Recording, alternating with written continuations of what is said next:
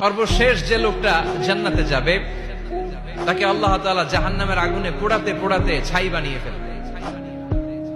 আল্লাহ বলবেন, জিব্রাইল যাও একটু দেখো, একটা মাত্র সেজদা দিয়েছে আমাকে, এরকম কাউরে পাওয়া যায় কিনা। বাটি চালান দিয়ে দেখো পাওয়া যায় কিনা। খুঁজে খুঁজে কাউরে পাবে না। আল্লাহ বললেন আবার দেখো, খুঁজে খুঁজে একজনকে পাবে, সামান্য ইমানের ছিটে ফোঁটা তার অন্তরে ছিল। আল্লাহ বলবেন, যেহেতু ছিটে ফোঁটা আছে, অনেক মায়ের খাইছে, ওকে বের করে জাহান্নাম থেকে বের করে একটা নির্ধারিত দূরত্বে রেখে দাও। রেখে দেয়া হবে, কিন্তু জাহান্নামের আগুনের লেলিহান শিখাতে তার গা ঝলসে যাবে। সে আল্লাহরে ডেকে বলবে, মাবুদ তোমার কাছে আমি কিছু চাই না, জাহান্নাম থেকে তুমি আমাকে বের করেছো, জীবন নদীর পানি তুমি আমার গায়ের মধ্যে ঢেলে দিয়েছো, আমি আবার সজীবতা ফিরে পেয়েছি, আমি তোমার কাছে জান্নাত চাই না, শুধু নিরাপদ একটা দূরত্বে আমাকে রেখে আসো, যাতে জাহান্নামের আগুন আমারে কষ্ট দিতে না পারে। আল্লাহ, আমি কিন্তু তোমার কাছে জান্নাত চাই না। কি চাই না? জান্নাত চাই না, কিন্তু জাহান্নামের আগুন আমারে কষ্ট দিচ্ছে, এতটা দূরত্বে রাখো যাতে জাহান্নামের আগুন আমার গায়ে না লাগে। আল্লাহ বললেন, ওকে রাখবো, কিন্তু আমার সাথে একটা কন্ট্রাক্টে যেতে হবে, যে এটা তোমাকে দিলে তুমি আর নতুন করে কিছু চাবা না। সে বলবে আমি রাজি, কন্ট্রাক্ট হয়ে যাবে। আল্লাহ জিব্রাইলকে বলবেন, যাও এমন দূরত্বে রাখো যাতে জাহান্নামের আগুন ওরে কষ্ট না দেয়। রেখে আসা হবে, অনেক দিন সে ওখানে আনন্দে থাকবে, আল্লাহ শুকরিয়া করবে। সে মনে মনে বলবে, বেঁচে গিয়েছি, আমি বেঁচে গিয়েছি, জীবনে আর কিছু চাই না, জাহান্নাম থেকে আমি বেঁচে গিয়েছি।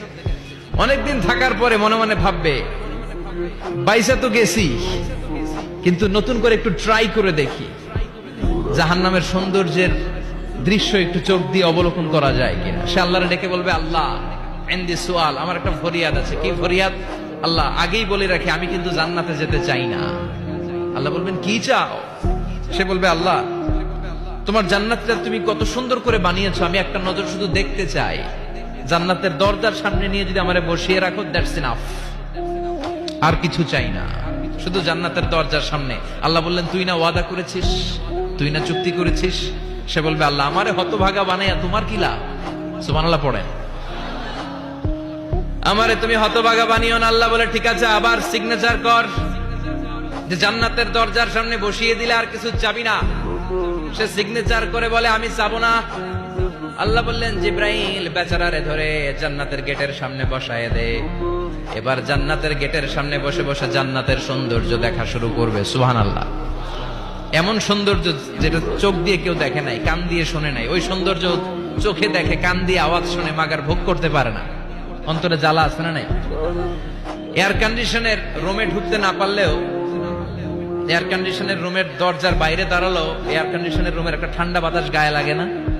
কথা বলেন তো। ও যখন জান্নাতের দরজার সামনে দাঁড়াবে, ওর গায়েও এরকম জান্নাতের ঠান্ডা বাতাসের হিমেল ছোঁয়া গাটাকে শীতল করে দিবে। ওই শীতল হয়ে যাওয়ার পরে আর তো সহ্য হবে না, আবার আল্লাহরে ডাকবে। মনে মনে ভাববে, আর একটু ট্রাই করি না, দোষ কি, আস্তে আস্তে অনেক দূর তো আগাইছি। সুবহানাল্লাহ কইবেন না? এবার আল্লাহরে বলবে, আল্লাহ ইনদি সুআল, আল্লাহ তুমি যদি কোনো বিষয়ে নতুন করে ডিসিশন নাও, তোমারে জিজ্ঞেস করার মতো কি কেউ আছে?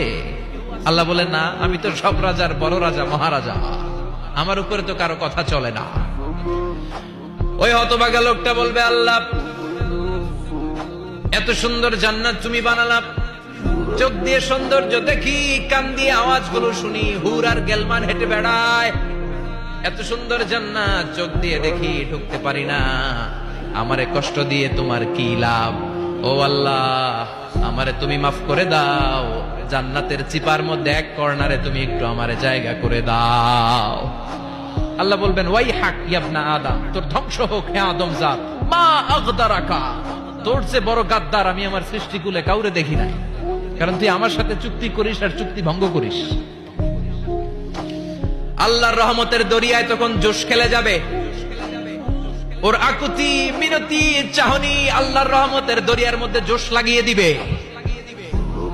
আল্লাহর দয়া হয়ে যাবে, মায়া হয়ে যাবে। আল্লাহ বলবেন, ঠিক আছে, জান্নাতে যা।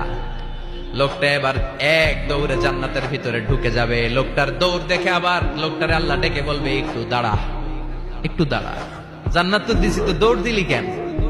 সুবহানাল্লাহ কইবেন না?